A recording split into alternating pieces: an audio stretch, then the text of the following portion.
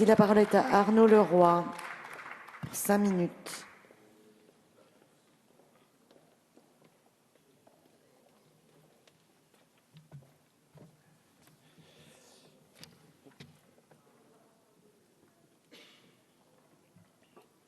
Merci Madame la Présidente, Monsieur le Ministre, Mesdames et Messieurs Madame et Messieurs les rapporteurs, chers collègues. Écoutez, je pense qu'à un moment donné, il faut avoir une certaine humilité et je n'irai pas au bout de mes 5 minutes parce que je pense que tout a été dit et surtout bien dit, très bien dit, par une collègue, Nathalie Kosciusko-Morizet. Moi, Monsieur Woerth, je voudrais, comme mes collègues du groupe socialiste, je voterai contre votre proposition, mais je lui trouve un mérite malgré tout. Je trouve, et on s'interroge tous à ça, surtout ceux qui travaillent sur la question du développement durable, on est en phase de départ pour Lima, d'organiser la COP21 à Paris, donc ces questions-là de transition écologique de notre modèle se posent. Vous posez un débat intéressant, notre rapport au progrès. Ce qui est dommage, c'est que vous avez tendance à le limiter au progrès technique, voire industriel, alors qu'on peut lui trouver beaucoup plus de dimensions. Et moi, j'attire votre attention, vous qui vous faites les défenseurs du monde de l'entreprise, avec cette nouvelle notion, vous nous plongez l'entièreté de notre appareil productif dans une zone d'incertitude et de turbulence. Ce que veulent aujourd'hui l'entreprise, ce n'est pas défiler, c'est de la visibilité, de la stabilité.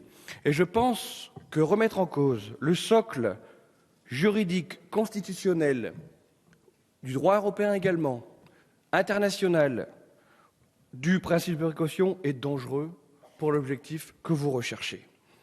Il faut savoir aussi s'interroger sur la modernité, la technicité, le côté irréversible de certains choix technologiques. On citait tout à l'heure Hans Jonas, je citerai également Ulrich Beck, le principe de responsabilité. Ces philosophies nous intéressent. Plus proche de nous, Michel Serres, l'éthique de la nature. Quelle terre allons-nous léguer? Je pense que ces questions ont mérite d'être discutées dans notre hémicycle et pour cela, je vous remercie de votre proposition. Ça va peut-être à l'encontre d'un flot de mes collègues, mais j'assume ça. Vous savez, notre planète est une espèce menacée et nous le sommes également. Donc il faut qu'on puisse prendre toutes les mesures. Moi, je suis comme Bertrand Pancher, j'appelle plutôt à l'élargissement du principe des précautions, à l'ensemble des domaines. Et j'espère que les travaux qui seront conduits sous l'égide peut-être de l'OFSET et de la Commission des affaires économiques s'intéressera à ce sujet. Je ne vous rejoins pas du tout sur la notion principe de précaution, frein à la recherche ou à l'innovation. Au contraire, et nos débats sur la loi de transition énergétique nous ont démontré que c'était le moteur d'une recherche approfondie.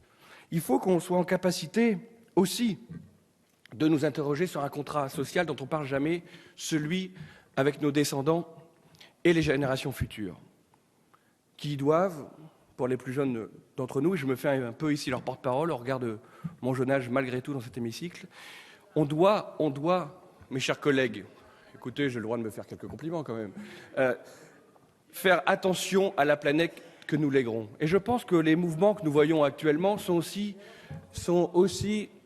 Mais la France, c'est un territoire, c'est une terre, c'est des eaux, c'est des rivières, des forêts, des... Mais tombez pas, monsieur, dans la petitesse et la bassesse politicienne. Je pense que le débat mérite autre chose aujourd'hui.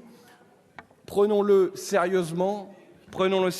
Vous avez avancé ce week-end dans vos affaires. Je pense que la France attend autre chose de nous que nous quereller sur oui ou non François Hollande. La question, c'est quelle planète nous léguerons au-delà de 2017-2022 aux générations qui nous suivent. Et c'est moi ce qui m'importe et c'est pour ça que je voterai contre votre proposition, monsieur Woerth. Merci.